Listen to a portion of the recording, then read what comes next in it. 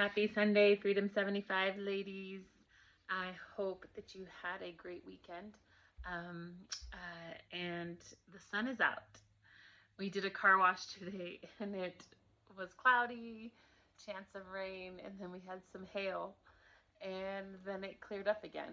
And um, it's kind of like efforts, right? We're making efforts to change certain patterns in our life, and we're out there washing the cars, we're getting them all clean, we're hustling, and then there's hail. And it was just like, we have to clear our thinking, change the way that we see things, and so that we're not imagining the worst. I have a book that I'm reading. I like it because it's small pages, so when I need to do my 7 pages, it's pretty easy to complete. But this is talking about in Ephesians 4:17-18. It says, "This I say therefore and testify in the Lord, that you shall no longer walk as the rest of the Gentiles walk, in the futility of their mind, having their understanding darkened, being alienated from the life of God because of the ignorance that is in them, because of the blindness of their heart." We as believers, we as people who have a faith in God and have Him as our core, we need to make sure that we are not living in this place that when we're looking at ourselves, we're looking at our efforts, our bodies, and we just are imagining that we're going to fail. And that's what he's talking about. He's talking about the ignorance and the blindness of their heart. Friends, we do not want that.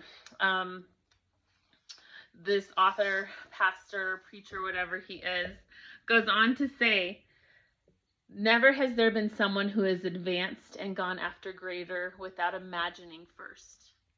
And he lists 3 things. Why? You will never blaze new trails without first seeing it in your imagination. Your imagination is where the vision is birthed. I have a vision. I turn 50 in 3 years. My vision is that my body is going to be at the best that it's ever been. And because I've struggled with weight since I was a teenager, and I'm in my late 40s now.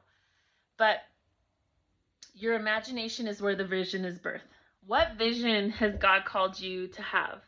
For me, it's that I'm going to celebrate my 50th and I'm going to be healthy, and that I am going to do a half marathon. And I know that's crazy, because just 2 to 3 miles, I'm like, okay, I'm hurting now. But I have a vision, and I'm thinking of the imagination. I am imagining it. I'm imagining walking along, maybe some of you, and you guys joining me.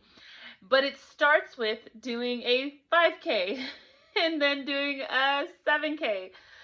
So it all has baby steps. And so what you're doing right now, you are taking those steps. But what are you thinking? What is your mind saying about yourself? Are you talking down about yourself? Are you thinking, there's no way that I can lose this much weight?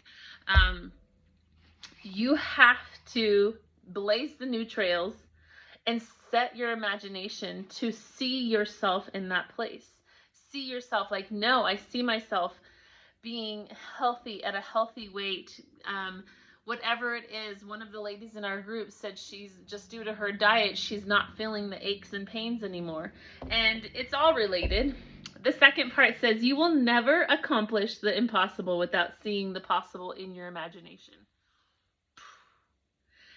If all I talk about is, hey, I want to do this half marathon, but then it's like, in my imagination, I'm seeing, oh, is my ankle going to hurt? Like, is it something, like if I am in my imagination, think it's impossible, then how is it going to get birthed? Right? But there is no faith where there is no hope. And your imagination is the factory in which hope is produced. Your imagination is the factory where hope is produced. That is amazing. Number 3, you'll never hold to the vision until the vision becomes part of you. People may talk you out of a possession, but they can't talk you out of your identity. Friends, And I know that I am leading a group that's about wellness, and it's about spiritual wellness and physical wellness, and being set free from things that have taken us bondage. And identity is a huge thing. Your identity is in Christ. Okay, you are loved, you are accepted by the Father, you have purpose, you are fearfully and wonderfully made. But what are you imagining yourself as? Do you imagine in 75 days or 70 days now that it's just going to fall off the wagon and you're not going to have any self-control? We have to stop thinking that way about ourselves. And so I just want to encourage you in this Sunday talk, and that you guys are amazing, and you guys made it to day 7. And I just encourage you to get some good sleep, re-look over the goals that you set, and if you need to tailor them or if you need to change anything, you know that, right? You've done it for 7 days now. So I encourage you to take some time, go outside. I went for a walk and just under the open sky, and it was beautiful. So take some time today, stand outside and look to the sky where your help comes from. Look to the hills, look up instead of looking down. I think that a lot of times when our imagination is set on things that we feel defeated, we don't look up.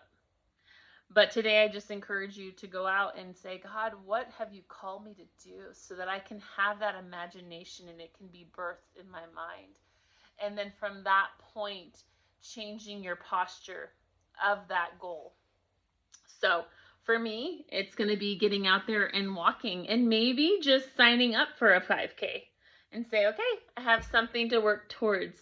So if you ladies want to join me in a 5K, just message me. You have my phone number.